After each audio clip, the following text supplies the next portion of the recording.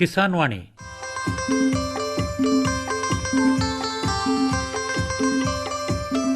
ಈ ಕಾರ್ಯಕ್ರಮದ ಪ್ರಾಯೋಜಕರು ಕೃಷಿ ಮತ್ತು ರೈತ ಕಲ್ಯಾಣ ಮಂತ್ರಾಲಯ, ಭಾರತ ಸರ್ಕಾರ. ಕೋಟಿ ವಿದ್ಯೆಗಳಲ್ಲಿ ಕೃಷಿ ವಿದ್ಯೆಯೇ ಮೇಲು, ಕೋಟಿ ವಿದ್ಯೆಗಳಲ್ಲಿ ಕೃಷಿ ವಿದ್ಯೆಯೇ ಮೇಲು, ಕೋಟಿ ವಿದ್ಯೆಗಳಲ್ಲಿ ಕೃಷಿ ವಿದ್ಯೆಯೇ ಮೇಲು, ಕೋಟಿ ವಿದ್ಯೆಗಳಲ್ಲಿ ಕೃಷಿ ವಿದ್ಯೆಯೇ ಮೇಲು.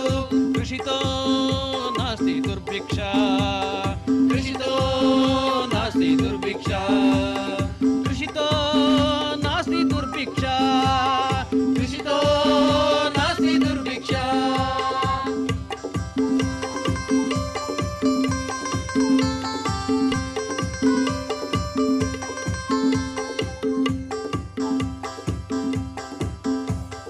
अरे अरे अरे क्या कर रहा है?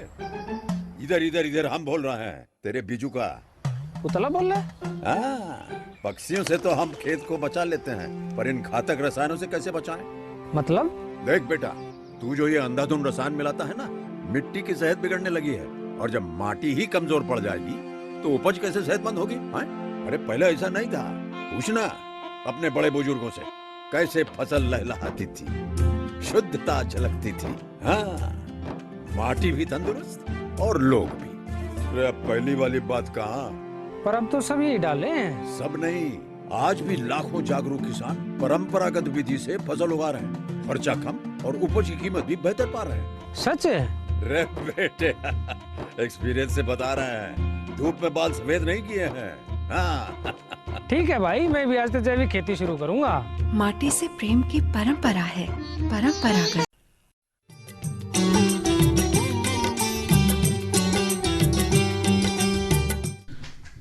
ಆತ್ಮೀಯ ರೈತ ಬಾಂಧವರಿಗೆಲ್ಲ ನಮಸ್ಕಾರ. ಇವತ್ತಿನ ಕಾರ್ಯಕ್ರಮದಲ್ಲಿ ಬೇಸಿಗೆಯಲ್ಲಿ ಕಾಫಿ ತೋಟಗಳ ನಿರ್ವಹಣೆ ಬಗ್ಗೆ ಮಾಹಿತಿಯನ್ನು ಮಾಡಿಕೊಡ್ತಾ ಇದ್ದಾರೆ ಕಾಫಿ ಮಂಡಳಿಯ ವೈನಾಡಿನ ಪ್ರಾದೇಶಿಕ ಕಾಫಿ ಸಂಶೋಧನಾ ಕೇಂದ್ರದ ಸಂಶೋಧನಾ ಉಪನಿರ್ದೇಶಕರಾದಂಥ ಡಾಕ್ಟರ್ CS ರುದ್ರಗೌಡ ಅವರು. ನಮಸ್ಕಾರ ಡಾಕ್ಟರ್ ರುದ್ರಗೌಡ ಅವರೇ. ನಮಸ್ಕಾರ ಸರ್. ಈಗ ಮೊದಲಿಗೆ ಈ ಬೇಸಿಗೆ ಸಮಯದಲ್ಲಿ ಕಾಫಿ ತೋಟಗಳಿಗೆ ವಿಶೇಷವಾದ ನಿರ್ವಹಣೆ ಯಾಕೆ ಅಗತ್ಯ ಆಗತ್ತೆ ಅಂತ ಸ್ವಲ್ಪ ಹೇಳ್ತೀರಾ? ಖಂಡಿತವಾಗ್ಲು ತಾವು ಕೇಳಿದ ಹಾಗೆ ಬೇಸಿಗೆ ಸಮಯದಲ್ಲಿ ಕಾಫಿ ತೋಟಗಳಿಗೆ ವಿಶೇಷ ನಿರ್ವಹಣೆ ಬೇಕಾಗುತ್ತೆ. ಮುಖ್ಯವಾಗಿ ದಕ್ಷಿಣ ಭಾರತದಲ್ಲಿ ಕಾಫಿ ತೋಟಗಳನ್ನ ನೋಡುವುದಾದ್ರೆ ಸಾಮಾನ್ಯವಾಗಿ ನವೆಂಬರ್ನಿಂದ 3 ರಿಂದ 4 ತಿಂಗಳು ಮಳೆ ಇಲ್ದಂತ ಸನ್ನಿವೇಶ ಕಂಡು ಬರ್ತಿದೆ. ಇದಕ್ಕೆ ನಾವು ಒಣಗಾಲ ಅಂತ ಹೇಳ್ತೀವಿ. ಈ ಅವಧಿಯಲ್ಲಿ ಮಳೆ ಕೊರತೆ ಆಗುತ್ತೆ ಮತ್ತು ತಾಪಮಾನ ಕೂಡ ಹೆಚ್ಚಾಗುತ್ತೆ. ಇದರ ಪರಿಣಾಮವಾಗಿ ಮಣ್ಣಿನಲ್ಲಿ ತೇವಾಂಶದ ಕೊರತೆ ಮುಖ್ಯವಾಗಿ ಉಂಟಾಗುತ್ತೆ. ಈ ಪರಿಸ್ಥಿತಿಯಲ್ಲಿ ಕಾಫಿ ಗಿಡಗಳ ಅಭಿವೃದ್ಧಿ, ಹೂ ಬಿಡುವಿಕೆ ಮತ್ತು ಉತ್ಪಾದನೆ ಮೇಲೆ ಗಂಭೀರವಾದ ಪರಿಣಾಮ ಬೀರುತ್ತೆ. ಆದ್ದರಿಂದ ನಿರ್ವಹಣೆ ಮುಖ್ಯ. ಮತ್ತು ಸಾಮಾನ್ಯವಾಗಿ ರೋಬಸ್ಟಾ ಬೆಳೆಯಲ್ಲಿ ಮಾರ್ಚ್ ತಿಂಗಳ ನಂತರ ಮತ್ತು ಅರೇಬಿಕಾ ಕಾಫಿಯಲ್ಲಿ ಏಪ್ರಿಲ್ ತಿಂಗಳ ನಂತರ ಹೂ ಮಳೆ ವಿಳಂಬವಾದರೆ ಹೂಗಳು ಉದುರುವುದ ಸಾಧ್ಯತೆ ಇರುತ್ತದೆ. ಇದರಿಂದ ಬೆಳೆ ಇಳುವರಿ ಮೇಲೆ ಗಂಭೀರವಾದಂತ ಪರಿಣಾಮ ಬರುತ್ತದೆ. ಆದ್ದರಿಂದ ಬೇಸಿಗೆ ಸಮಯದಲ್ಲಿ ತೋಟದ ನಿರ್ವಹಣಾ ಕ್ರಮಗಳನ್ನು ಅನುಸರಿಸುವುದು ತುಂಬಾ ಮುಖ್ಯವಾಗಿರುತ್ತದೆ. ಇದರಿಂದ ಗಿಡಗಳ ಆರೋಗ್ಯ ಕಾಪಾಡಲು ಹಾಗೂ ಉತ್ತಮ ಉತ್ಪಾದನೆ ಪಡೆಯಲು ಕೂಡ ಸಹಾಯವಾಗುತ್ತದೆ. ಈ ಎಲ್ಲ ಅಂಶಗಳನ್ನು ಗಮನಿಸಿ ಬೇಸಿಗೆ ತಿಂಗಳಲ್ಲಿ ಕಾಫಿ ತೋಟಗಳ ನಿರ್ವಹಣೆ ಮಾಡುವುದು ಅತಿ ಮುಖ್ಯ ಕಾಫಿ ಬೆಳೆಗಾರರೇ. ಬೇಸಿಗೆ ಸಮಯದಲ್ಲಿ ಮಣ್ಣಿನ ತೇವಾಂಶವನ್ನು ಕಾಪಾಡಿಕೊಳ್ಳೋದು ಬಹಳ ಮುಖ್ಯ ಅಂತ ತಾವು ತಜ್ಞರು ಹೇಳ್ತಾ ಇರ್ತೀರ. ಕಾಫಿ ತೋಟಗಳಲ್ಲಿ ನಾವು ಮಣ್ಣಿನ ತೇವಾಂಶವನ್ನು ಉಳಿಸ್ಕೊಳ್ಳೋದಕ್ಕೆ ಮುಖ್ಯವಾಗಿ ಯಾವ್ಯಾವ ಕ್ರಮಗಳನ್ನು ಕೈಗೊಳ್ಳಬೇಕು ಅಂತೀರಾ? ಅದು ಖಂಡಿತವಾಗ್ಲಿ ಉತ್ತಮವಾದಂತ ಪ್ರಶ್ನೆ. ಮುಖ್ಯವಾಗಿ ತಮ್ಗೆಲ್ಲ ತಿಳಿದಿರುವ ಹಾಗೆ ಬೇಸಿಗೆಯಲ್ಲಿ ಮೇನು ಸಮಸ್ಯೆ ಅಂದ್ರೆ ಮಣ್ಣಿನ ತೇವಾಂಶ ನಿರ್ವಹಣೆ ಮಾಡೋದು ಅಥವಾ ಮಣ್ಣಿನ ತೇವಾಂಶವನ್ನ ಕಾಪಾಡಿಕೊಳ್ಳೋದು. ಈ ಮಣ್ಣಿನ ತೇವಾಂಶ ಕಾಪಾಡಿಕೊಳ್ಳಲಿಕ್ಕೆ ಹಲವಾರು ಅಂಶಗಳಿದಾವೆ. ಅದು ಮುಖ್ಯವಾಗಿ ಸಣ್ಣ ಕಾಫಿ ಗಿಡಗಳೆಲ್ಲ ತೋಟಗಳಲ್ಲಿ ಅತಿ ಎಚ್ಚರಿಕೆಯಿಂದ ಮಾಡಬೇಕಾದಂತ ಕ್ರಮಗಳು. ಈ ಮಣ್ಣಿನ ತೇವಾಂಶನ ಕಾಪಾಡಲಿಕ್ಕೆ ಹಲವಾರು ಬೇಸಾಯ ಕ್ರಮಗಳಾದಂತ ಒಣ ಎಲೆಗಳ ಹೊದಿಕೆ ಅಥವಾ ಮಲ್ಚಿಂಗ್ ಅಂತ ಹೇಳ್ತೀವಿ, ಅದನ್ನ ಮಾಡೋದು. ಕಳೆಗಳ ಕತ್ತರಿಸಿದ ಅವಶೇಷಗಳು ಇರ್ತಲ್ಲ, ಅದನ್ನು ಕೂಡ ಸಣ್ಣ ಕಾಫಿ ಗಿಡಗಳ ಬುಡದಲ್ಲಿ ಹಾಕಿ ಮಲ್ಚಿಂಗ್ ಮಾಡೋದಾಗಿರ್ಬೋದು. ಕಾಫಿ ಚೆರಿ ಹೊಸಲು ಇರುತ್ತೆ, ಅದರಿಂದನೂ ಕೂಡ ಮಲ್ಚ್ ಮಾಡಬಹುದು. ಅಂದ್ರೆ ಈ ಕಾಫಿ ಚೆರ್ರಿ ತ್ಯಾಜ್ಯ ಅಂತೀವಲ್ಲ ಅದು. ತ್ಯಾಜ್ಯ ಅಂತೀವಲ್ಲ ಅದನ್ನು ಕೂಡ ಉಪಯೋಗಿಸಬಹುದು. ಇತರೆ ಜೈವಿಕ ವಸ್ತು ನಾವು ವೇಸ್ಟ್ ಅಂತ ಏನ್ ಹೇಳ್ತಾ ಇರ್ತೀವಲ್ಲ ಅವನ್ನೆಲ್ಲಾನು ಕೂಡ ಉಪಯೋಗಿಸ್ಕೊಂಡು ಮಲ್ಚಿಂಗ್ ಮಾಡೋದ್ರಿಂದ ಮಣ್ಣಿನಿಂದ ನೀರು ಆವಿಯಾಗಿ ಆಗಿ ಹೋಗುವಿಕೆಯನ್ನ ಕಡಿಮೆ ಮಾಡಬಹುದು. ಮಣ್ಣಿನಲ್ಲಿ ತಾಪಮಾನ ಮುಖ್ಯವಾಗಿ ನಾವು ಸಾಯಿಲ್ ಟೆಂಪರೇಚರ್ ಅಂತೀವಲ್ಲ ಅದನ್ನು ಕೂಡ ಬ್ಯಾಲೆನ್ಸ್ ಆಗಿ ಮೇಂಟೈನ್ ಮಾಡಬಹುದು ಮತ್ತು ಕಳೆ ಬೆಳವಣಿಗೆ ಕೂಡ ಕಡಿಮೆ ಆಗ್ಲಿಕ್ಕೆ ಸಹಾಯಕಾರಿಯಾಗುತ್ತೆ. ಇದರ ಪರಿಣಾಮವಾಗಿ ಬೇಸಿಗೆಯ ಸಮಯದಲ್ಲಿ ಮಣ್ಣಿನ ತೇವಾಂಶವನ್ನ ಉತ್ತಮವಾಗಿ ಉಳಿಸಿಕೊಳ್ಳಲು ಈ ಮಲ್ಚಿಂಗ್ ಅಥವಾ ಭೂ ಹೊದಿಕೆ ಅಂತಕ್ಕಂಥ ಕ್ರಮ ಸಹಾಯವಾಗುತ್ತದೆ. ಅಂದರೆ ನಾವು ಮಲ್ಚಿಂಗ್ ಅಂದರೆ ಈ ಸಸ್ಯ ಹೊದಿಕೆಯನ್ನು ಮಾಡುವಾಗ ಈ ಸಣ್ಣ ಗಿಡಗಳು ಅಂತೀವಲ್ಲ, ಎಳೆ ಕಾಫಿ ಗಿಡಗಳ ಒಂದು ತೇವಾಂಶ ಸಂರಕ್ಷಣೆಗೆ ಹೆಚ್ಚಿನ ಗಮನವನ್ನು ಕೊಡಬೇಕಾಗತ್ತೆ ಅಂತೀರಾ? ಖಂಡಿತವಾದಂತದ್ದು. ಯಾಕಂದ್ರೆ ಎಸ್ಟಾಬ್ಲಿಷ್ ಅಥವಾ ದೊಡ್ಡ ಗಿಡಗಳಿಗೆ ಬರವನ್ನು ತಡ್ಕೊಳ್ಳೋದಂತ ಶಕ್ತಿ ಇರುತ್ತೆ. ಎಳೆ ಕಾಫಿ ಗಿಡಗಳಲ್ಲಿ ಬರ ಇದ್ರೆ ಅದರ ಮೇಲೆ ಬೆಳವಣಿಗೆ ಮೇಲೆ ತುಂಬಾ ಗಂಭೀರ ಋಣಾತ್ಮಕ ಪರಿಣಾಮ ಬೀರುತ್ತೆ. ಆದ್ರಿಂದ ಅಂತ ತೋಟಗಳಲ್ಲಿ ಭೂ ಹೊದಿಕೆ ಮಲ್ಚಿಂಗ್ ಮಾಡೋದು ಅತಿ ಮುಖ್ಯ. ಅಂದರೆ ನಾವು ಹೊದಿಕೆ ಮಾಡುವಾಗ ಆದ್ಯತೆಯನ್ನು ಸಣ್ಣ ಗಿಡಗಳಿಗೆ ಕೊಡಬೇಕು. ಇನ್ನೂ ತ್ಯಾಜ್ಯ ಇದ್ದರೂ ಕೂಡ ದೊಡ್ಡ ಗಿಡಗಳು ಕೂಡ ಹಾಕಿದರೆ ತಪ್ಪೇನಿಲ್ಲ. ಖಂಡಿತವಾಗ್ಲೂ ಮಾಡಬಹುದು. ನೀರನ್ನು ಕೊಡೋದು ಬಹಳ ಮುಖ್ಯ ಅಂತ ತಾವು ಬೇಸಾಯ ತಜ್ಞರು ಹೇಳ್ತಾ ಇರ್ತೀರ. ಬೇಸಿಗೆ ತಿಂಗಳುಗಳಲ್ಲಿ ನಾವು ನೀರಾವರಿ ನಿರ್ವಹಣೆಯನ್ನು ಹೇಗೆ ಮಾಡ್ಕೋಬೇಕಾಗತ್ತೆ? ಹೌದು, ಇದು ಅತಿ ಮುಖ್ಯವಾದಂತ ಕ್ರಮ. ಬೇಸಿಗೆ ಸಮಯದಲ್ಲಿ ನೀರಾವರಿ ಅತ್ಯಂತ ಮುಖ್ಯ ಪಾತ್ರ ವಹಿಸುತ್ತೆ. ಅದರಲ್ಲಿ ಮುಖ್ಯವಾಗಿ ಎಳೆ ಅಥವಾ ಸಣ್ಣ ಕಾಫಿ ಗಿಡಗಳಲ್ಲಿ ನೀರು ಲಭ್ಯತೆವಿದ್ರೆ ಪ್ರತಿ ಒಂದು 15ರಿಂದ 20 ದಿವಸಗಳೊಮ್ಮೆ ನೀರು ನೀಡುವುದು ಉತ್ತಮ. ಸಾಮಾನ್ಯವಾಗಿ 1 ಇಂಚು ನೀರನ್ನ ಸ್ಪ್ರಿಂಕ್ಲರ್ ಮುಖಾಂತರ ನೀಡಿ ಅಂತ ನಾವು ಹೇಳ್ತಾ ಇರ್ತೀವಿ. ಕೆಲವೊಂದಿಷ್ಟು ಸಂದರ್ಭದಲ್ಲಿ ಏನಾಗುತ್ತೆ, ನೀರಿನ ಲಭ್ಯತೆ ಇರಲ್ಲ. ಅಂತ ಸಮಯದಲ್ಲಿ ಬೇರೆ ಬೇರೆ ವಿಧಾನಗಳಾದಂತ ಹೋಸ್ ಇರಿಗೇಷನ್ ಇರ್ಬೋದು, ಪಿಕ್ಚರ್ ಇರಿಗೇಷನ್ ಇರ್ಬೋದು, ಅಥವಾ ಬಾಂಬು ಡ್ರಿಪ್ ಇರಿಗೇಷನ್ ಇರ್ಬೋದು, ಇಂತ ಎಲ್ಲ ಒಂದು ಕ್ರಮಗಳನ್ನ ಅನುಸರಿಸಿ ಸಣ್ಣ ಅಥವಾ ಎಳೆ ಕಾಫಿ ಗಿಡಗಳಲ್ಲಿ ನೀರಾವರಿ ಮಾಡಿ ಅದರ ಬೆಳವಣಿಗೆ ಸಹಕಾರಿಯಾಗಿ ನೋಡಬಹುದು. ಅಥವಾ ಇನ್ನೂ ಕೂಡ ಸಬ್ಸಾಯಿಲ್ ಇಂಜೆಕ್ಟರ್ ಅಂತೀವಿ, ಅಂತರದ್ರಲ್ಲಿ ಅದ್ರ ಮುಖಾಂತರ ಕೂಡ 4ರಿಂದ 5 ಲೀಟರ್ ಅನ್ನ ಪ್ರತಿ 15ರಿಂದ 20 ದಿವಸಕ್ಕೊಮ್ಮೆ ಆದ್ರೂ ಕೂಡ ಸಣ್ಣ ಗಿಡಗಳಲ್ಲಿ ನೀರನ್ನು ಒದಗಿಸುವುದು ಅತಿ ಮುಖ್ಯವಾಗಿರುತ್ತೆ. ಮತ್ತು ದೊಡ್ಡದಾದಂತ ಎಸ್ಟಾಬ್ಲಿಷ್ ಕಾಫಿ ಪ್ಲಾಂಟೇಶನ್ಗೆ ಹೂ ಮತ್ತು ಹಿಮ್ಮಳೆಯಾಗಿ 1.5 ಇಂಚಿನ ಹೂ ಮಳೆಗೆ 1 ಇಂಚನ್ನ ಹಿಮ್ಮಳೆಗೆ ಸ್ಪ್ರಿಂಕ್ಲರ್ ನೀರಾವರಿ ಮುಖಾಂತರ ನೀರನ್ನು ಒದಗಿಸಿದ್ರೆ ಉತ್ತಮ ಇಳುವರಿ ಪಡಲಿಕ್ಕೆ ಸಹಾಯಕಾರಿಯಾಗಿರ್ತದೆ. ಈ ಒಂದು ಕ್ರಮವನ್ನು ಮುಖ್ಯವಾಗಿ ರೋಬಸ್ಟ ಬೆಳೆಯಲ್ಲಿ ಸಾಕಷ್ಟು ಜನ ಅಳವಡಿಸಿಕೊಳ್ತಾ ಇದ್ದಾರೆ. ಆದ್ರೂ ಹಲವಾರು ಸನ್ನಿವೇಶಗಳಲ್ಲಿ ನೀರಿನ ಲಭ್ಯತೆ ಇಲ್ಲದೇನೆ ಕೆಲವೊಂದಿಷ್ಟು ಬೆಳೆಗಾರ ಬಾಂಧವರಿಗೆ ಮಾಡ್ಲಿಕ್ಕೆ ಆಗ್ತಿರಲ್ಲ. ಅದರದ ನೀರಾವರಿ ಒಂದು ಆದ್ಯತೆಯನ್ನು ಗಮನಿಸಿ ನೀರಿನ ಕೊಯ್ಲಿಗೆ, ನೀರನ್ನ ಹಿಡಿದುಕೊಳ್ಳಕ್ಕೆ ಕೆರೆಗಳ ನಿರ್ವಹಣೆ ಮಾಡಿಕೊಂಡು ನೀರನ್ನ ಒದಗಿಸಿದ್ದೇ ಆದಲ್ಲಿ ಇಳುವರಿನ ಹೆಚ್ಚಿನ ಮಾಡಲಿಕ್ಕೆ ತುಂಬಾ ಸಹಾಯಕಾರಿಯಾಗುತ್ತದೆ. ಬೇಸಿಗೆಯಲ್ಲಿ ನೀರಾವರಿ ಅತ್ಯಂತ ಪ್ರಮುಖ ಪಾತ್ರ ವಹಿಸುತ್ತದೆ. ಈಗ ತಾವು ತಿಳಿಸಿದ್ರಿ ಹೋಸ್ ನೀರಾವರಿ ಅಂತ ಅಂದು, ಅಂದ್ರೆ ನೀರಿನ ನಷ್ಟವನ್ನ ತಡೆಗಟ್ಟೋದಕ್ಕೆ ನೇರವಾಗಿ ಪೈಪ್ಗಳ ಮೂಲಕನೇ ನೀರನ್ನ ಕೊಡುವಂತ ವಿಧಾನ ಅಂತ ಹೇಳ್ಬೋದು. ಹೌದು ಹೌದು. ಇನ್ನ ಈ ಪಿಕ್ಚರ್ ನೀರಾವರಿ ಅಂದ್ರೆ ಏನು ಅಂತೀರಿ? ಪಿಕ್ಚರ್ ನೀರಾವರಿ ಅಂದ್ರೆ ಬಬ್ಲರ್ ಟೈಪ್ ಇರಿಗೇಷನ್ಸ್ ಇರುತ್ತಲ್ಲ, ಅಥವಾ ಒಂದು ಸಣ್ಣ ಒಂದು ಪೈಪ್ ಮುಖಾಂತರ ಮೈಕ್ರೋ ಕ್ಲೈಮೇಟ್ ಅಥವಾ ಕ್ರಾಪ್ ಕೂಲಿಂಗ್ ಕಾನ್ಸೆಪ್ಟ್ ಅಂತೀವಿ. ಗಿಡಗಳ ಮೇಲೇನೆ ನೀರ್ ಬೀಳೋದ್ರಿಂದ ತುಂಬಾ ವಾತಾವರಣ ತಂಪಾಗಿದ್ದು ಗಿಡಗಳ ಬೆಳವಣಿಗೆ ಹೆಚ್ಚಾಗುತ್ತೆ. ಪಿಕ್ಚರ್ ಟೈಪ್ ಅಂದ್ರೆ ನಿಮಗೆ ಸಣ್ಣ ಕಡಿಮೆ ಎತ್ತರದಲ್ಲಿ ಗಿಡದಲ್ಲಿ ಸಣ್ಣ ಒಂದು ನೀರಾವರಿ ಪೈಪ್ ಮುಖಾಂತರ ಫಿಕ್ಸ್ ಮಾಡಿ ಪಿಕ್ಚರ್ ಟೈಪ್ ಇರಿಗೇಷನ್ ಕೊಡೋದ್ರಿಂದ ಸೂಕ್ಷ್ಮ ವಾತಾವರಣನ ಕಲ್ಪಿಸ್ಲಿಕ್ಕೆ ತುಂಬಾ ಅನುಕೂಲ ಆಗುತ್ತೆ. ಇನ್ನ ಈ ಬಾಂಬು ಡ್ರಿಪ್ ನೀರಾವರಿ ಅಂದ್ರೆ ಅದು ಹೇಗೆ ಅಂತೀರಿ? ಕೆಲವೊಂದಿಷ್ಟು ಸಂದರ್ಭಗಳಲ್ಲಿ ಏನಾಗುತ್ತೆ, ತುಂಬಾ ಕಡಿಮೆ ಕಾಫಿ ಸಸ್ಯಗಳಿರುತ್ತೆ ಮನೆ ಸುತ್ತಮುತ್ತಲ. ಅಂತದ್ರಲ್ಲಿ ಸಿಸ್ಟಮಿಕ್ ಅಥವಾ ವ್ಯವಸ್ಥಿತವಾದಂತ ಡ್ರಿಪ್ ಮೂಲಕ ಇರಿಗೇಷನ್ ಮಾಡ್ಕೊಳಕ್ ಆಗ್ತಿರಲ್ಲ ಕೆಲವೊಂದಿಷ್ಟು ಸಣ್ಣ ಬೆಳೆಗಾರರಿಗೆ. 100 ಸಸಿನೋ 50 ಸಸಿನೋ ಈ ಒಂದು ಕೇರಳ ಭಾಗದಲ್ಲಿ ಮುಖ್ಯವಾಗಿ ಈ ತರ ಸನ್ನಿವೇಶಗಳನ್ನು ನಾವು ನೋಡ್ತಾ ಇರ್ತೀವಿ. ಅಂತದ್ರಲ್ಲಿ ಬಾಂಬು ಪೈಪ್ಗೆ ಅಲ್ಲೆಲ್ಲ ಹೋಲ್ ಮಾಡ್ತಕ್ಕಂತ ಒಂದು ಸನ್ನಿವೇಶಗಳನ್ನು ಕೂಡ ನೋಡಿದೀವಿ. ಇದು ಒಂಥರ ITK ಅಂತ ಹೇಳ್ತೀವಿ ನಾವು. ITK ಅಂದ್ರೆ ಇಂಡಿಜಿನಸ್ ನಾಲೆಜ್ ಯೂಸ್ ಮಾಡ್ಕೊಂಡು ಸುಮಾರು ಜನ ಬೆಳೆಗಾರರು ಮಾಡ್ತಿರ್ತಾರೆ. ಈ ತರನು ಕೂಡ ಸ್ವಲ್ಪ ಪ್ರಮಾಣದಲ್ಲಿ ಕಾಫಿ ಸಸ್ಯಗಳಿದ್ದರೆ ಆ ತರನು ಕೂಡ ಮಾಡಬಹುದು. ಇದಕ್ಕೇನು ಗ್ರಾವಿಟಿ ಮುಖಾಂತರನೇ ಬ್ಯಾಂಬೂಗೆ ಹೋಲ್ ಎಲ್ಲ ಹಾಕಿ ಗಿಡ ಎಲ್ಲಿ ಇರುತ್ತೋ ಅಲ್ಲೆಲ್ಲ ಅದನ್ನ ಶಿಫ್ಟ್ ಮಾಡ್ತಾ ಇರ್ತಾರೆ. ಆ ತರ ಕೂಡ ಕಡಿಮೆ ಖರ್ಚಿನಲ್ಲಿ ಮಾಡ್ತಕ್ಕಂತ ಸಣ್ಣ ಪ್ರಮಾಣದಲ್ಲಿ ನೋಡಿದೀವಿ. ಅದನ್ನು ಕೂಡ ಮಾಡಬಹುದು. ಕಾಫಿ ಬೆಳೆ ನೆರಳಿನಲ್ಲಿ ಬೆಳೆಯುವಂತ ಬೆಳೆ ಅಂತ ಹೇಳ್ಬೋದು. ಬೇಸಿಗೆ ಸಮಯದಲ್ಲಿ ಬಿಸಿಲು ಬಹಳ ತೀವ್ರವಾಗಿರುತ್ತೆ.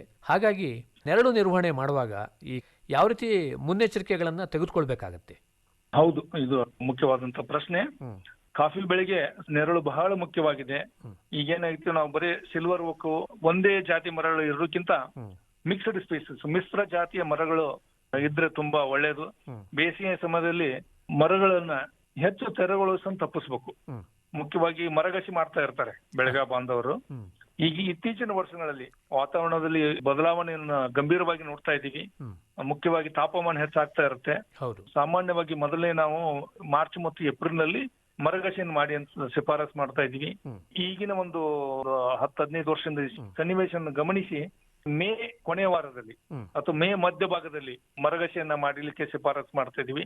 ಅಂದ್ರೆ ಮುಂಗಾರು ಪ್ರಾರಂಭ ಆಗಿಂದ ಸ್ವಲ್ಪ ದಿವಸ ಮಾತ್ರ ಮುಂಚಿತವಾಗಿ ಮರಗಸಿ ಮಾಡೋದ್ರಿಂದ ಅದರದ್ದು ಗಂಭೀರ ಪರಿಣಾಮವನ್ನ ತಡೆಗಟ್ಟಬಹುದು. ಇಲ್ಲಾಂದ್ರೆ ಏನಾಗುತ್ತೆ, ಮಾರ್ಚ್ ಅಥವಾ ಏಪ್ರಿಲ್ ತಿಂಗಳಲ್ಲಿ ಮರಗಸಿ ಮಾಡಿದ್ರೆ ತೋಟದಲ್ಲಿ ಟೆಂಪರೇಚರ್ ಹೆಚ್ಚಾಗಿ ತೇವಾಂಶ ನಾಶ ಆಗ್ತಕ್ಕಂತ ಹೆಚ್ಚು ಸಂಭಾವನೆ ಇರುತ್ತೆ. ಆದ್ದರಿಂದ ನೆರಳನ್ನ ಉಳಿಸ್ಕೊಂಡು ತೋಟಗಳಲ್ಲಿ ತಂಪಾದ ವಾತಾವರಣವನ್ನು ಕಾಪಾಡಬಹುದು, ಮಣ್ಣಿನ ತೇವಾಂಶ ನಷ್ಟವನ್ನು ಕಡಿಮೆ ಮಾಡಬಹುದು.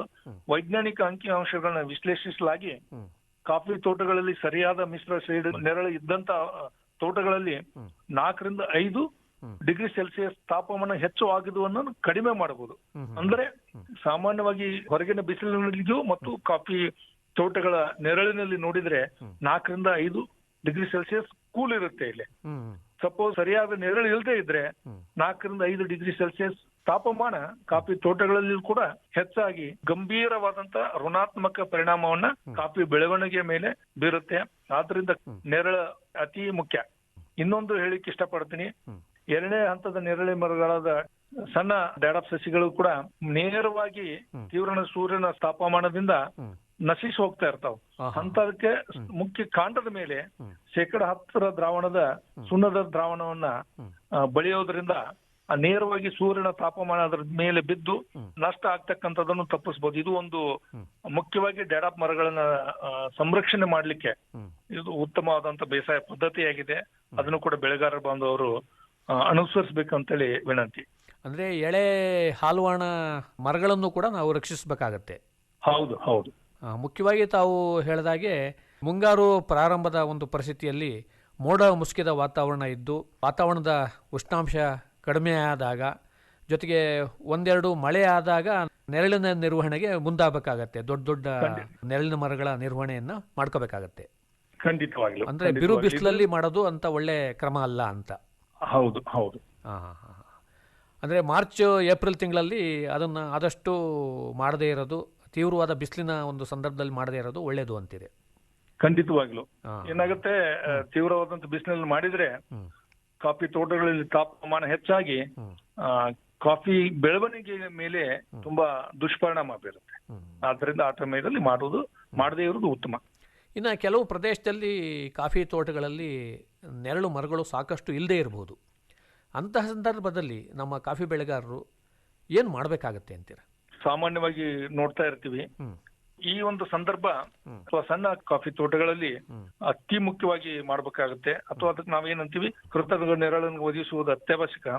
ಇದಕ್ಕಾಗಿ ಸಾಮಾನ್ಯವಾಗಿ ಮಾಡ್ತಕ್ಕಂಥ ಪದ್ಧತಿಗಳಂದ್ರೆ ಕಾಡಿನ ಮರಗಳ ಕೊಂಬೆಗಳನ್ನು ಬಳಸಿಕೊಂಡು ತಾತ್ಕಾಲಿಕ ನೆರಳನ್ನ ವ್ಯವಸ್ಥೆ ಮಾಡಬೇಕಾಗತ್ತೆ. ಈ ವಿಧಾನದಿಂದ ಸಸಿಗಳು ನೇರ ಬಿಸಿಲಿಂದ ರಕ್ಷಣೆ ಪಡೆಯುತ್ತೆ ಮತ್ತು ಬೇಸಿಗೆ ಸಮಯದಲ್ಲಿ ಅವುಗಳ ಜೀವಂತಿಕೆ ಅಥವಾ ಲೈಫ್ ಸ್ಪ್ಯಾನ್ ಹೆಚ್ಚು ಮಾಡ್ಲಿಕ್ಕೆ ಆಗುತ್ತೆ. ಇದಕ್ಕೆ ಸಾಮಾನ್ಯವಾಗಿ ಕಟ್ಟಿಂಗ್ ಪದ್ಧತಿ ಅಂತೀವಿ. ಈ ಒಂದು ಈಚಲ ಮರಗಳಾಗಿರ್ಬೋದು, ಬೇರೆ ಬೇರೆ ಕಾಡಿನ ತ್ಯಾಜ್ಯಗಳನ್ನು ತಂದು ಗುಡಿಸಲನ್ನು ಕಟ್ಟುವುದು, ಎಳೆ ಸಸಿಗಳಿಗೆ ಗುಡಿಸಲನ್ನು ಕಟ್ಟುವುದರಿಂದ ನೇರವಾಗಿ ಬಿಸಿಲಿನ ಪರಿಣಾಮ ಎಳೆ ಸಸಿಗಳ ಮೇಲೆ ಬೀಳದ ಹಾಗೆ ಸಂರಕ್ಷಿಸಿದ್ರೆ ಇಂಥ ಒಂದು 2-3 ಬೇಸಿಗೆ ಕಾಲದಲ್ಲಿ ನಾವು ನಿರ್ವಹಣೆ ಮಾಡಿದ್ರೆ ಒಂದ್ ಬೆಳೆ ತುಂಬಾ ಅಭಿವೃದ್ಧಿ ಹೊಂದ್ಬಿಟ್ರೆ ಅಂತ ಏನು ಸಮಸ್ಯೆ ಆಗಲ್ಲ. ಈ ಒಂದು ಸಣ್ಣ ಕಾಫಿ ತೋಟಗಳಲ್ಲಿ ಇದು ಈ ತರ ಮಾಡ್ತಕ್ಕಂಥದ್ದು, ಹೊದಿಕೆ ಮಾಡ್ತಕ್ಕಂಥದ್ದು ಅಥವಾ ಕಟ್ಟಿಂಗ್ ಅಂತ ಹೇಳ್ತೀವಲ್ಲ, ಅದು ಮಾಡೋದು ಅತಿ ಮುಖ್ಯ. ಅಂದ್ರೆ ಎಳೆ ಗಿಡಗಳಿಗೆ ನಮ್ಮಲ್ಲಿ ಸಿಗುವಂತಹ ಒಂದು ಸಸ್ಯಗಳನ್ನೇ ಬಳಸ್ಕೊಂಡು ನಾವು ಗೂಡನ್ನ ಕಟ್ಬೋದು ಅಂತೀರಿ? ಹೌದು ಹೌದು. ಮತ್ತೆ ಖಾಲಿ ಗೊಬ್ಬರದ ಚೀಲಗಳು ಕೂಡ ಇರ್ತವೆ, ಪಾಲಿಥೀನ್ ಚೀಲಗಳು, ಅವುಗಳನ್ನು ಕೂಡ ಬಳಸ್ಕೊಂಡು ಮಾಡ್ಕೋಬಹುದು ಅಂತಾರೆ. ಅದನ್ನು ಕೂಡ ಮಾಡಬಹುದು. ಅದಕ್ಕಿಂತ ಮುಖ್ಯವಾಗಿ ಈ ತರ ಜೈವಿಕ ವಸ್ತುಗಳನ್ನ ಬಳಸಿ ಮಾಡೋದ್ರಿಂದ ತುಂಬಾ ಅನುಕೂಲ ಆಗುತ್ತೆ. ವಿನ್ ವಿನ್ ಸಿಚುವೇಶನ್ಸ್ ಇರುತ್ತೆ. ಈ ಖಾಲಿ ಚೀಲಗಳಕ್ಕಿಂತನೂ ಮಟೀರಿಯಲ್ ಜೈವಿಕ ವಸ್ತುಗಳ ಉಪಯೋಗಿಸೋದು ಉತ್ತಮ. ಅಂದರೆ ಜೈವಿಕ ವಸ್ತುಗಳು ಕಾಲಕ್ರಮೇಣ ಮಳೆ ಪ್ರಾರಂಭವಾದ ಮೇಲೆ ಅವು ಒಂದು ಮಣ್ಣಲ್ಲಿ ಸೇರಿಕೊಂಡು ಬೆರೆತು ಒಂದು ಪೋಷಕಾಂಶವನ್ನು ಕೂಡ ಕೊಡ್ತವೆ. ಖಂಡಿತವಾಗ್ಲಿ. ಇನ್ನು ಮುಖ್ಯವಾಗಿ ನಾವು ಈ ಹೂ ನೀರಾವರಿ ಅಂತೀವಿ, ಬ್ಲಾಸಮ್ ನೀರಾವರಿ, ಇದನ್ನು ಕೊಡೋದಕ್ಕಿಂತ ಮೊದಲು ತೋಟದಲ್ಲಿ ನಾವು ಯಾವ ರೀತಿ ಸಿದ್ಧತೆಗಳನ್ನು ಮಾಡ್ಕೋಬೇಕಾಗತ್ತೆ? ಖಂಡಿತವಾಗ್ಲು ಇದು ಸಾಮಾನ್ಯವಾಗಿ ಬೆಳೆಗಾರರು ಅನುಸರಿಸತಕ್ಕಂಥದ್ದು. ಬ್ಲಾಸಮ್ ನೀರಾವರಿ ನೀಡುವ ಮೊದಲು ಅಥವಾ ಹೂ ಮಳೆ ನೀರಾವರಿ ನೀಡುವ ಮೊದಲು ಕಾಫಿ ಗಿಡಗಳನ್ನ ಸರಿಯಾಗಿ ಸಿದ್ಧಪಡಿಸುವುದು ಅತ್ಯಗತ್ಯ. ಬೆಳೆಗಾರರು ಒಂದು ಅಂಶಗಳನ್ನ ಗಮನಿಸಬೇಕಾಗತ್ತೆ. ಅಂದರೆ ರೆಂಬೆಗಳನ್ನ ಕತ್ತರಿಸಬಹುದು, ದುರ್ಬಲವಾದಂತ ಕೊಂಬೆಗಳನ್ನ ತೆಗೆಯುವುದು, ವೈಪಿ ವುಡ್ ಅಥವಾ ನಾವು ಸೋತರೆಕ್ಕೆಗಳನ್ನ ತೆಗೆಯೋದಾಗಿರ್ಬೋದು. ಇತ್ತಿತ್ತಲಾಗಿ ಶಾರ್ಟ್ ಹೋಲ್ ಬೋರರ್ ಅಂತೀವಿ, ಶಾರ್ಟ್ ಹೋಲ್ ಬೋರರ್ ಇಂದ ಹಾನಿಯಾದಂತ ರೆಂಬೆಗಳನ್ನು ಕೂಡ ತೆಗೆದು ಇದರಿಂದ ಗಿಡಗಳು ಆರೋಗ್ಯವಾಗಿರುತ್ತೆ ಮತ್ತು ನೀರಾವರಿಗೆ ಉತ್ತಮ ಪ್ರಕ್ರಿಯೆ ಇರುತ್ತೆ. ಮುಖ್ಯವಾಗಿ ಏನ್ ಹೇಳಲಿಕ್ಕೆ ಪ್ರಯತ್ನ ಪಡ್ತಿದೀವಿ ಅಂದ್ರೆ ಪ್ರೂನಿಂಗ್ ಅಥವಾ ನಾವು ಕಪಾತು, ಸಾಮಾನ್ಯವಾಗಿ ಕಪಾತು ಅಂತೀವಿ. ಕಪಾತು ಮಾಡಿದ ನಂತರ ನೀರು ಹಾಕಿಸೋದ್ರ ನೀರಿನ ಹೂ ನೀರಾವರಿ ಕೊಟ್ರೆ ಅದರಿಂದ ಪರಿಣಾಮ ಹೆಚ್ಚು ಪರಿಣಾಮಕಾರಿಯಾಗಿರುತ್ತೆ. ಕತ್ತರಿಸಿ ನಂತರ ಕೊಟ್ಟ ಸವರಿನ ನಂತರ ನೀರಾವರಿ ಕೊಟ್ರೆ ಹೊಸ ಚಿಗುರು ಬಂದು ಉತ್ತಮ ಬೆಳವಣಿಗೆ, ಹೂ ಚೆನ್ನಾಗಿ ಅರಳಲಿಕ್ಕೆ ಕೂಡ ಸಹಾಯ ಆಗುತ್ತೆ. ಅಂದ್ರೆ ಈ ಒಣಗಿರುವಂತಹ ರೆಂಬೆ ಕೊಂಬೆಗಳು, ದುರ್ಬಲವಾದ ರೆಂಬೆ ಕೊಂಬೆಗಳು ಮತ್ತು ಸೋತ ರೆಕ್ಕೆಗಳು ಇಂಥವನ್ನೆಲ್ಲ ತೆಗೆಯೋದ್ರಿಂದ ನಾವು ಕೊಡುವಂಥ ತೇವಾಂಶ ಒಂದು ಆರೋಗ್ಯಕರವಾದ ಭಾಗಗಳಿಗೆ ಹೋಗುತ್ತೆ, ಪೋಷಕಾಂಶಗಳ ಒಂದು ಸದ್ಬಳಕೆ ಕೂಡ ಆಗುತ್ತೆ ಅಂತ ಹೇಳ್ಬೋದು. ಖಂಡಿತವಾಗ್ಲು ನೀವು ಕೊಟ್ಟಂತ ನೀರಾವರಿ ಹೆಚ್ಚು ಪರಿಣಾಮಕಾರಿಯಾಗಿ ಬಳಕೆ ಗಿಡಗಳ ಬೆಳವಣಿಗೆಗೆ ಮತ್ತು ಹೂ ಬಿಡ್ಲಿಕ್ಕೆ, ಹೂ ಕಟ್ಟಲಿಕ್ಕೆ ತುಂಬಾ ಹೆಚ್ಚು ಅನುಕೂಲ ಆಗುತ್ತೆ ಈ ತರ ಬೇಸಾಯ ಪದ್ಧತಿಗಳನ್ನು ಮಾಡಿ ನೀರಾವರಿ ಕೊಟ್ಟದ್ದಾದಲ್ಲಿ. ಇನ್ನು ಮಣ್ಣಿನ ಆರೋಗ್ಯದ ಬಗ್ಗೆ ನಾವು ಹೇಳೋದಾದ್ರೆ ಕಾಫಿ ಬೆಳೆಗಾರರಿಗೆ ಮಣ್ಣು ಪರೀಕ್ಷೆ ಯಾಕೆ ಅಗತ್ಯ ಅಂತೀರಾ? ಖಂಡಿತವಾಗ್ಲು ಇದು ಒಂದು ಕೂಡ ಬೇಸಿಗೆಯಲ್ಲಿ ಹೆಚ್ಚು ಗಮನವಿಟ್ಟು ನಾವು ಮಾಡಬೇಕಾದಂತ ಕೆಲಸ. ಸಾಮಾನ್ಯವಾಗಿ ಕಾಫಿ ಬೆಳೀತಕ್ಕಂತ ಪ್ರದೇಶಗಳಲ್ಲಿ ಹೆಚ್ಚು ಮಳೆಯಾಗಿ ಮಣ್ಣಿನ ಆಮ್ಲತೆ ಸಾಮಾನ್ಯವಾಗಿ ಕಂಡು ಬರ್ತಕ್ಕಂತ ಒಂದು ಅಂಶ. ಆದ್ದರಿಂದ ಮಣ್ಣು ಪರೀಕ್ಷೆ ಮಾಡಿಸಲೇಬೇಕಾಗುತ್ತೆ. ಮಣ್ಣು ಪರೀಕ್ಷೆ ಮಾಡಿಸಿ ಇದರಲ್ಲಿಂದ ಪೋಷಕಾಂಶಗಳ ಸ್ಥಿತಿಗತಿಯನ್ನ ತಿಳಿದುಕೊಂಡು ಮಣ್ಣಿನ ರಸಸಾರದ ಅಂಶವನ್ನ ಅಂದ್ರೆ pH ಮಟ್ಟವನ್ನ ನಿಖರವಾಗಿ ಮಾಹಿತಿ ಪಡ್ಕೊಂಡು ಮಣ್ಣು ಪರೀಕ್ಷೆ ಆಧಾರ ಮೇಲೆ ಸರಿಯಾದ ಪ್ರಮಾಣದಲ್ಲಿ ಗೊಬ್ಬರ ಆಗಿರ್ಬೋದು, ಮುಖ್ಯವಾಗಿ ಮಣ್ಣಿನ ರಸಸಾರ ಅಥವಾ pH ನ ಸರಿಪಡಿಸ್ಲಿಕ್ಕೆ ಲೈನ್ ಬಳಸಲಿಕ್ಕೆ ಅತಿ ಮುಖ್ಯ ಅಂದ್ರೆ pH ಟೆಸ್ಟ್ ಮಾಡಿಸೋದು. ಸಾಮಾನ್ಯವಾಗಿ ಬೆಳೆ ಕೊಯ್ಲಿನ ನಂತರ ಬ್ಲಾಸಮ್ ನಾವು ಹೂ ಬೆಳೆಯಕ್ಕಿಂತ ಮೊದಲು ಮಣ್ಣಿನ ಮಾದರಿಗಳನ್ನು ಸಂಗ್ರಹಿಸಿ ಪರೀಕ್ಷೆ ಮಾಡಿಸ್ಬೇಕಾಗುತ್ತೆ. ಪರೀಕ್ಷೆ ಮಾಡಿಸಿ ಹಿಮ್ಮಳೆ ನೀರಾವರಿ ಕೊಡೋಕ್ಕಿಂತ ಪೂರ್ವದಲ್ಲಿ ಸುಣ್ಣವನ್ನ ಹಾಕಿ ನೀರಾವರಿ ಕೊಟ್ಟದ್ದಾದಲ್ಲಿ ಅದು ಚೆನ್ನಾಗಿ ಮಣ್ಣಿನಲ್ಲಿ ಬೆರೆತು ಮಣ್ಣಿನ ರಸಸಾರ ಹೆಚ್ಚು ಮಾಡ್ಲಿಕ್ಕೆ ಅನುಕೂಲ ಆಗುತ್ತೆ. ಈ ತರ ಮಾಡೋದ್ರಿಂದ ನೀವು ಕೊಟ್ಟಂತ ಪ್ರಮಾಣದ ಪೋಷಕಾಂಶಗಳು ಗಿಡಗಳಿಗೆ ಲಭ್ಯವಾಗಿ ಇಳುವರಿ ಮೇಲೆ ತುಂಬಾ ಅನುಕೂಲಕರವಾದಂತ ಪರಿಣಾಮವನ್ನು ಬೀರುತ್ತೆ. ಕನಿಷ್ಠ 2 ರಿಂದ 3 ವರ್ಷಕ್ಕೊಮ್ಮೆ ಆದ್ರೂ ಮಣ್ಣು ಪರೀಕ್ಷೆ ಮಾಡಿಸಿ ಮಣ್ಣಿನ ಆರೋಗ್ಯವನ್ನು ಖಚಿತಪಡಿಸಿಕೊಂಡು ಪರೀಕ್ಷಾ ಆಧಾರಿತ ಸುಣ್ಣ ಬಳಕೆ ಮತ್ತು ಪೋಷಕಾಂಶಗಳ ಬಳಕೆ ಮಾಡುವುದರಿಂದ ಉತ್ತಮವಾದಂತ ಇಳುವರಿನ ನಿರೀಕ್ಷಿಸಬಹುದು ಬಾಂಧುಗಳೇ. ಅಂದರೆ ಈ ಹೆಚ್ಚು ಮಳೆ ಬೀಳುವಂಥ ಪ್ರದೇಶದಲ್ಲಿ ಪ್ರತಿ 2 ವರ್ಷಕ್ಕೊಮ್ಮೆ ನಾವು ಮಣ್ಣು ಪರೀಕ್ಷೆ ಮಾಡಿಸ್ಬೇಕಾಗತ್ತೆ. ಮಧ್ಯಮ ಪ್ರಮಾಣದಲ್ಲಿ ಮಳೆ ಬೀಳುವಂಥ ಪ್ರದೇಶದಲ್ಲಿ 3 ವರ್ಷಕ್ಕೊಮ್ಮೆ ಆದ್ರೂ ಮಣ್ಣು ಪರೀಕ್ಷೆಯನ್ನು ಮಾಡಿಸ್ಬೇಕಾಗತ್ತೆ. ಕನಿಷ್ಠ 2 ರಿಂದ 3 ವರ್ಷಕ್ಕೊಮ್ಮೆ ಆದ್ರೂ ಮಾಡಿಸಿದ್ರೆ ತುಂಬಾ ಅನುಕೂಲವಾಗುತ್ತೆ. ಇನ್ನು ಈ ಕಾಫಿ ಬೆಳೆಯುವಂಥ ಪ್ರದೇಶದಲ್ಲಿ ಹೆಚ್ಚು ಮಳೆ ಆಗಿರೋದ್ರಿಂದ ಮಣ್ಣು ಸಾಮಾನ್ಯವಾಗಿ ಆಮ್ಲೀಯ ಆಗಿರುತ್ತೆ. ಈ ಮಣ್ಣಿನಲ್ಲಿರುವಂತಹ ಆಮ್ಲೀಯತೆಯನ್ನು ಬೆಳೆಗಾರರು ಹೇಗೆ ನಿರ್ವಹಣೆ ಮಾಡ್ಕೋಬಹುದು, ಸರಿಪಡಿಸ್ಕೋಬಹುದು ಅಂತೀರಿ? ಖಂಡಿತವಾಗ್ಲೂ ಇದು ಒಂದು ಉತ್ತಮವಾದಂತ ಅಂಶ. ಸಾಮಾನ್ಯವಾಗಿ ಈಗಾಗಲೇ ತಿಳಿಸಿದ ಹಾಗೆ 2 ರಿಂದ 3 ವರ್ಷಕ್ಕೊಮ್ಮಾದ್ರೂ ಕೂಡ ಕೃಷಿ ಸುಣ್ಣ ಅಥವಾ ಡೋಲಮೈಟ್ ಅನ್ನ ಬಳಸಬೇಕಾಗತ್ತೆ. ಇದರಲ್ಲಿ ಒಂದು ಅಂಶ ಹೆಚ್ಚು ಗಮನಿಸಬೇಕಂತಂದ್ರೆ ಮಣ್ಣಿನಲ್ಲಿ ಚೆನ್ನಾಗಿ ಹರಡುವಂತೆ ಎಲ್ಲಾ ತೋಟಕ್ಕೆ ಇತ್ತೀಚೆಗೆ ಕೆಲವೊಂದಿಷ್ಟು ಬೆಳೆಗಾರರು ಏನ್ ಮಾಡ್ತಾರೆ, ಹರಳು ರೂಪದ ಲೈಮ್ ಅಥವಾ ಡೋಲಮೈಟ್ ತಗೊಂಡು ಗಿಡದ ಸುತ್ತಮುತ್ತ ಮಾತ್ರ ಹಾಕ್ತಾ ಇರ್ತಾರೆ. ಹಾಗೆ ಮಾಡದೇನೆ ಎಂಟೈರ್ ಏರಿಯಾಕ್ಕೆ ಅಥವಾ ಕಂಪ್ಲೀಟ್ ಕ್ಷೇತ್ರಕ್ಕೆ ಸುಣ್ಣ ಅಥವಾ ಡೋಲಮೈಟ್ ನ ಹರಡಬೇಕಾಗತ್ತೆ.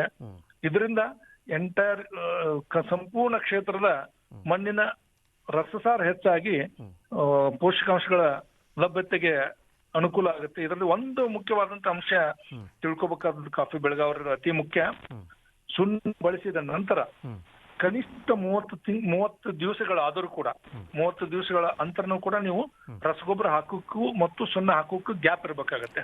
ಯಾಕಂದ್ರೆ ಇದು ಮಣ್ಣಿನಲ್ಲಿ ಸೇರಿರ್ತಕ್ಕಂತ ಸುಣ್ಣ ಅಥವಾ ಡೋಲಮೈಟು ಪ್ರಕ್ರಿಯೆ ಹೊಂದಿ ರಿಯಾಕ್ಷನ್ ಆಗಿ ಮಣ್ಣಿನ ರಸಸಾರ ಹೆಚ್ಚಾದ ನಂತರ ನೀವು ರಸಗೊಬ್ಬರಗಳನ್ನ ಕೊಟ್ಟಿದ್ದೇ ಆದಲ್ಲಿ ಕೊಟ್ಟಂತ ರಸಗೊಬ್ಬರಗಳನ್ನ ಕಾಫಿ ಸಸ್ಯಗಳು ಉತ್ತಮವಾಗಿ ಬಳಸ್ಕೊಂಡು ಗಿಡದ ಉತ್ತಮ ಬೆಳವಣಿಗೆಗೆ ಅನುಕೂಲ ಆಗುತ್ತೆ.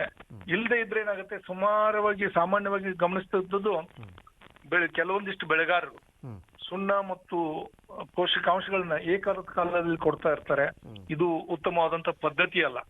ಯಾಕೆ ಮಣ್ಣಿನ ರಸಸಾರ ಹೆಚ್ಚು ಆದ ನಂತರ ನೀವು ರಸಗೊಬ್ಬರ ಕೊಟ್ಟದ್ದಾದಲ್ಲಿ ಕೊಟ್ಟಂತ ರಸಗೊಬ್ಬರಗಳು ಬೆಳೆಗಳಿಗೆ ತೆಗೆದುಕೊಳ್ಳಿಕ್ಕೆ ಉತ್ತಮವಾದಂತ ಅಂಶ ಆಗುತ್ತೆ. ಇಲ್ಲಾಂದ್ರೆ ಎಸಿಡಿಕ್ pH ಇದ್ರೆ, ಮಣ್ಣು ಆಮ್ಲೀಯತೆ ಇದ್ರೆ ಎಲ್ಲಾ ಪೋಷಕಾಂಶಗಳು ಲಭ್ಯತೆ ಇರೋದಿಲ್ಲ.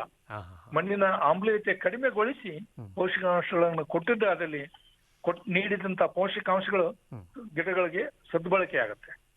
ಅಂದ್ರೆ ಮುಖ್ಯವಾಗಿ ಮಣ್ಣಲ್ಲಿ ತೇವಾಂಶ ಇದ್ದಾಗಲೇ ನಾವು ಸುಣ್ಣ ಮತ್ತೆ ಪೋಷಕಾಂಶಗಳನ್ನ ಕೊಡ್ಬೇಕಾಗತ್ತೆ. ಹೌದು, ಅದೊಂದು ಜೊತೆಗೆ 30 ದಿವಸಗಳ ಅವಧಿ ಗ್ಯಾಪ್ ಮಾಡೋದು ಅತಿ ಮುಖ್ಯ. ಇನ್ನು ಬೇಸಿಗೆ ಸಮಯದಲ್ಲಿ ಸಾಮಾನ್ಯವಾಗಿ ನಾವು ಬೆಂಕಿ ಅಪಾಯವನ್ನು ಎದುರಿಸ್ತಾ ಇರ್ತೀವಿ. ಇದಕ್ಕೆ ಸಾಮಾನ್ಯವಾಗಿ ತಾವು ತಜ್ಞರು ಹೇಳ್ತಾ ಇರ್ತೀರ, ಬೆಂಕಿ ದಾರಿ ಅಥವಾ ಅಗ್ನಿಪಥ ಅಥವಾ ಫೈರ್ ಪಾತ್ಗಳನ್ನು ಮಾಡ್ಕೋಬೇಕಾಗತ್ತೆ, ಅವನ್ನ ಇದ್ರೆ ಸ್ವಚ್ಛ ಮಾಡ್ಕೋಬೇಕಾಗತ್ತೆ ಅಂತ. ಇದ್ರ ಬಗ್ಗೆ ಸ್ವಲ್ಪ ಹೇಳ್ತೀರಾ? ಹೌದು, ಬೇಸಿಗೆ ಸಮಯದಲ್ಲಿ ತೋಟಗಳಲ್ಲಿ ಒಣ ಎಲೆಗಳು, ಜೈವಿಕ ಅವಶೇಷಗಳು ಹೆಚ್ಚಾಗಿ ಸಂಗ್ರಹವಾಗುತ್ತೆ. ಇದರಿಂದ ಬೆಂಕಿ ಅಪಾಯ ಹೆಚ್ಚಾಗ್ತಾ ಇರುತ್ತೆ. ಆದ್ದರಿಂದ ಬೆಳೆಗಾರ ಬಾಂಧವರು ಜನವರಿ ಮತ್ತು ಫೆಬ್ರವರಿ ತಿಂಗಳಲ್ಲಿ ಈ ಬೆಂಕಿ ದಾರಿ ಅಥವಾ ಫೈರ್ ಪಾತ್ಗಳನ್ನ ನಿಯಮಿತವಾಗಿ ಸ್ವಚ್ಛಗೊಳಿಸಬೇಕು. ತೋಟದ ಗಡಿಗಳಲ್ಲಿ ಮತ್ತು ಕಾಡಂಚಿನ ದಾರಿಗಳಲ್ಲಿರುವ ಒಣ ಸಸ್ಯಾವಶೇಷಗಳನ್ನ ತೆಗೆದು ಹಾಕುವುದರಿಂದ ಅಪಘಾತದಿಂದ ಉಂಟಾಗುವ ಬೆಂಕಿ ತೋಟದಲ್ಲಿ ಹರಡುವುದನ್ನ ನಾವು ನಿಲ್ಲಿಸಬಹುದು. ಮುಖ್ಯವಾಗಿ ಕಾಡಿನಂಚಿನಲ್ಲಿ ಈ ತರ ನಾವು ಒಣ ಸಸ್ಯಗಳನ್ನ ಫೈರ್ ಪಾತ್ ನಲ್ಲಿ ತೆಗೆದೇ ಇದ್ರೆ ಕಾಡಿನಲ್ಲಿ ಬಿದ್ದಂತ ಬೆಂಕಿ ತೋಟಕ್ಕೂ ಬರ್ತಕ್ಕಂತ ಒಂದು ಸಂಭವ ಇರುತ್ತೆ. ಆದ್ರಿಂದ ಆ ಬೆಂಕಿ ದಾರಿ ಅಥವಾ ಫೈರ್ ಪಾತ್ ಅನ್ನ ಕ್ಲೀನ್ ಮಾಡಿದ್ದೇ ಆದಲ್ಲಿ ಈ ಒಂದು ಅವಘಡಗಳನ್ನ ನಾವು ತಪ್ಪಿಸ್ಲಿಕ್ಕೆ ಸಹಕಾರಿಯಾಗುತ್ತೆ. ನಮ್ಮ ರೈತ ಬಾಂಧವರು ಈ ಬೇಸಿಗೆ ಸಮಯದಲ್ಲಿ ಕಾಫಿ ತೋಟಗಳಲ್ಲಿ ಇನ್ನೂ ಯಾವ್ಯಾವ ಮುಖ್ಯ ಅಂಶಗಳನ್ನು ಗಮನಿಸಬೇಕಾಗತ್ತೆ ಮತ್ತೆ ಏನು ಕ್ರಮಗಳನ್ನು ಕೈಗೊಳ್ಳಬೇಕಾಗತ್ತೆ ಅಂತೀರಿ? ಖಂಡಿತವಾಗ್ಲು ಇನ್ನೊಂದಿಷ್ಟು ಬೇಸಾಯ ಕ್ರಮಗಳಾದಂತ ಕಳೆಗಳ ನಿರ್ವಹಣೆ. ಕಳೆಗಳು ತೇವಾಂಶದೊಟ್ಟಿಗೆ ಪೈಪೋಟಿ ಕೊಟ್ಟು ತೇವಾಂಶ ಮತ್ತು ಪೋಷಕಾಂಶಗಳಿಗೆ ಸ್ಪರ್ಧೆ ಮಾಡ್ತಾ ಇರುತ್ತೆ. ಇಂಥದನ್ನ ಕಡಿಮೆ ಮಾಡ್ಲಿ ಕಳೆಗಳ ನಿರ್ವಹಣೆ ಕೂಡ ಮುಖ್ಯ. ಇನ್ನೊಂದು ಮುಖ್ಯ ಅಂಶ ಅಂದ್ರೆ ನೀರಿನ ಕಾಲುವೆಗಳು ಮತ್ತು ಟ್ರೆಂಚ್ಗಳು, ಕಂದಕಗಳು ಅಂತ ಇರ್ತೀವಲ್ಲ, ಆ ಕಂದಕಗಳನ್ನು ಕೂಡ ಮಳೆಗಾಲದ ಅವಧಿಯಲ್ಲಿ ಸ್ವಚ್ಛಗೊಳಿಸಬೇಕಾಗತ್ತೆ. ಸ್ವಚ್ಛಗೊಳಿಸಿದ್ದಾದಲ್ಲಿ ಮಣ್ಣು ಕೊಚ್ಚನೆಯನ್ನು ನಾವು ಕೂಡ ಕಡಿಮೆ ಮಾಡಬಹುದು ಮಳೆಗಾಲದ ಅವಧಿಯಲ್ಲಿ. ಮತ್ತು ರೋಗ ಮತ್ತು ಕೀಟ ನಿಯಂತ್ರಣವನ್ನು ಪರಿಶೀಲನೆ ಮಾಡಿ short hole borer affected plants ಇದ್ರೆ ಅದನ್ನು ಕೂಡ ಟುಂಕ್ಸ್ ನ ತೆಗಿಬೇಕಾಗತ್ತೆ. ಜೊತೆಗೆ ಇನ್ನೊಂದು ಮುಖ್ಯ ಅಂಶ ಅಂದ್ರೆ ಗ್ಲೀನಿಂಗ್ ಕಲೆಕ್ಷನ್ ಅಂತೀವಿ. ತೋಟಗಳಲ್ಲಿ ಉಳಿದಂತ ಕಾಫಿ ಹಣ್ಣುಗಳನ್ನ ಕೆಲವೊಂದು ಸಂದರ್ಭದಲ್ಲಿ ಕಾಫಿ ಹಣ್ಣುಗಳು ಕ್ಷೇತ್ರದಲ್ಲಿ ಉಳಿದಿರುತ್ತೆ, ಅದನ್ನು ಕೂಡ ಎರ್ಕೋದು ಅತಿ ಮುಖ್ಯ. ಈ ಎರ್ಕೋದ್ರಿಂದ ಕ್ಲೀನಿಂಗ್ ಕಲೆಕ್ಷನ್ ಮಾಡೋದ್ರಿಂದ ಮುಂದೆ ಆಗ್ತಕ್ಕಂತ ಕಾಫಿ ಬೇರಿ ಬೋರರ್ನ ಸ್ಪ್ರೆಡ್ ಆಗೋದನ್ನ ನಾವು ಕೂಡ ಕಡಿಮೆ ಮಾಡಬಹುದು. ಆದ್ರಿಂದ ನಾ ಏನ್ ಹೇಳಿದಂತ ಬೇಸಾಯ ಪದ್ಧತಿಗಳನ್ನ ಬೇಸಿಗೆಯಲ್ಲಿ ಅತಿ ಮುಖ್ಯವಾಗಿ ಮಾಡ್ಬೇಕಾಗತ್ತೆ ಬೆಳೆಗಾರ ಬಾಂಧವರೇ. ಮತ್ತೆ ಎಲ್ಲೆಲ್ಲಿ ಅರೇಬಿಕಾ ಕಾಫಿಯನ್ನ ಬೆಳೀತಾ ಇರ್ತಾರೆ ಅಂತಹ ಕಡೆಗಳಲ್ಲಿ ಬಿಳಿ ಕಾಂಡ ಕೊರಕ ಕೀಟದ ಹಾವಳಿ ಬಗ್ಗೆನೂ ಕೂಡ ಗಮನಿಸಿ ಅಂತ ಗಿಡಗಳನ್ನ ನಾಶಪಡಿಸಬೇಕಾಗತ್ತೆ. ಹೌದು, ಅದನ್ನು ಕೂಡ ಮುಖ್ಯವಾಗಿ ಮಾಡ್ಲೇಬೇಕಾಗತ್ತೆ. ಸಮ್ಮರ್ ಫ್ಲೈಟ್ ಪೀರಿಯಡ್ ಅಲ್ಲಿ ಹೆಚ್ಚು ಪರಿಣಾಮ ಬೀರುತ್ತೆ. ಆದ್ರಿಂದ ಇದಕ್ಕೆ ಮುಖ್ಯವಾಗಿ ನೆರಳಿನ ನಿರ್ವಹಣೆ ಮತ್ತು ಬಿಳಿ ಕಾಂಡ ಕೊರತೆ ಬಾಧಿತ ಗಿಡಗಳನ್ನ ತೆಗೆದು ಹಾಕಿ ಸುಡ್ತಕ್ಕಂತ ಪದ್ಧತಿ ಅತಿ ಮುಖ್ಯ. ಇನ್ನು ಕೊನೆಯದಾಗಿ ನಮ್ಮ ಕಾಫಿ ಬೆಳೆಗಾರರಿಗೆ ಈ ಬೇಸಿಗೆಯಲ್ಲಿ ಈ ಕಾಫಿ ತೋಟಗಳ ನಿರ್ವಹಣೆ ಬಗ್ಗೆ ಏನು ಮಾಹಿತಿಯನ್ನ ಕೊಡೋದಕ್ಕೆ ಬಯಸ್ತೀರಾ?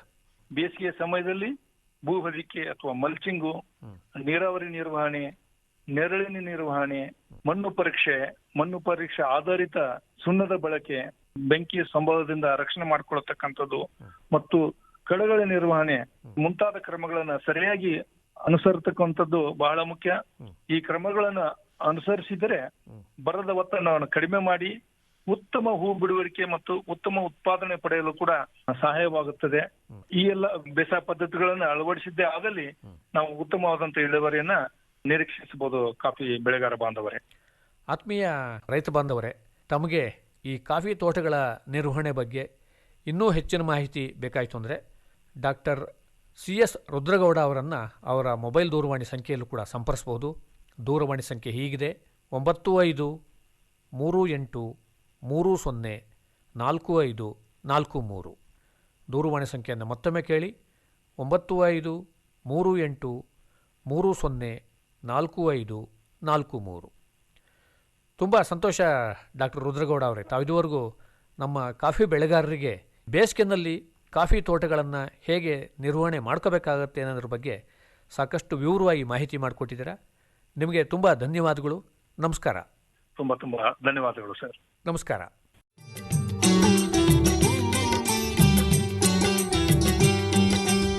ಇವರನ್ನು ಸಂದರ್ಶಿಸಿದವರು PM ಜಗದೀಶ್. ಪ್ರಧಾನಮಂತ್ರಿ ಕಿಸಾನ್ ಮಾನ್ಧನ್ ಯೋಜನೆ ಸಿಗುವುದು ಪೆನ್ಷನ್ನ ಆಸರೆಯು ಆಗದು ನಿರಾಸರೆ ಇನ್ನು ಸಿಗುವುದು ಸಂತಸದ ಕ್ಷಣವು ಕಳೆಯುವುದು ಸುಖದಿಂದ ವೃದ್ಧಾಪ್ಯ ರಕ್ಷಿತ ಆಗುವ ಅನ್ನದಾತ ಸುರಕ್ಷಿತ ಆಗುವ ಅನ್ನದಾತ. ಪ್ರಧಾನಮಂತ್ರಿ ಕಿಸಾನ್ ಮಾನ್ಧನ್ ಯೋಜನೆಯಿಂದ ಲಘು ಮತ್ತು ಸಣ್ಣ ಹಿಡುವಳಿದಾರ ರೈತರ ಭವಿಷ್ಯವಾಗುತ್ತೆ ಸುರಕ್ಷಿತ. 60 ವರ್ಷ ವಯಸ್ಸಾದ ನಂತರ 3,000 ರೂಪಾಯಿಗಳ ಮಾಸಿಕ ಪೆನ್ಷನ್ ಖಚಿತ. 55ರಿಂದ 200 ರೂಪಾಯಿಗಳ ಮಾಸಿಕ ಶುಲ್ಕ ನೀಡಿ 18 ರಿಂದ 40 ವರ್ಷ ತನಕ ರೈತರು ಪ್ರವೇಶಿಸಬಹುದು. ಈ ಅಂಶದಾನ ಯೋಜನೆಯಲ್ಲಿ ಸರ್ಕಾರ ನೀಡುತ್ತದೆ ಸಮಪಾಲು ಕೊಡುಗೆ. ಎಲ್ಲ ರೈತ ಬಾಂಧವರು ಈ ಸೇವೆಯ ಪ್ರಯೋಜನಕ್ಕಾಗಿ ಜನಸೇವಾ ಕೇಂದ್ರಕ್ಕೆ ಹೋಗಿ ಉಚಿತವಾಗಿ ತಮ್ಮ ಹೆಸರನ್ನು ನೋಂದಾಯಿಸಿಕೊಳ್ಳಿ. ಪ್ರಧಾನಮಂತ್ರಿ ಕಿಸಾನ್ ಮಾನ್ಧನ್ ಯೋಜನೆ ಅನ್ನದಾತರ ಪರಿಶ್ರಮಕ್ಕಾಗಿ ಈಗ ಪೆನ್ಷನ್ನಿಂದ ಅವರ ಮನೆ ಸುರಕ್ಷಿತ. ಕೃಷಿ ಮತ್ತು ರೈತ ಕಲ್ಯಾಣ ಖಾತೆ ಭಾರತ ಸರ್ಕಾರದ ವತಿಯಿಂದ ಜನಹಿತಕ್ಕಾಗಿ ಜಾರಿ. ಇದುವರೆಗೆ ಕಿಸಾನ್ ವಾಣಿ ಕೇಳಿದಿರಿ.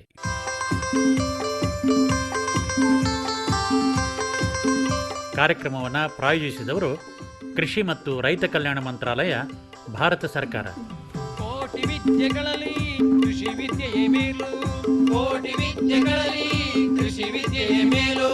ಕೋಟಿ ವಿದ್ಯೆಗಳಲ್ಲಿ ಕೃಷಿ ವಿದ್ಯೆಯೇ ಮೇಲು. ಕೋಟಿ ವಿದ್ಯೆಗಳಲ್ಲಿ ಕೃಷಿ ವಿದ್ಯೆಯೇ ಮೇಲು. ಕೃಷಿತೋ ನಾಸ್ತಿ ದುರ್ಭಿಕ್ಷ. ಕೃಷಿತೋ ನಾಸ್ತಿ ದುರ್ಭಿಕ್ಷ.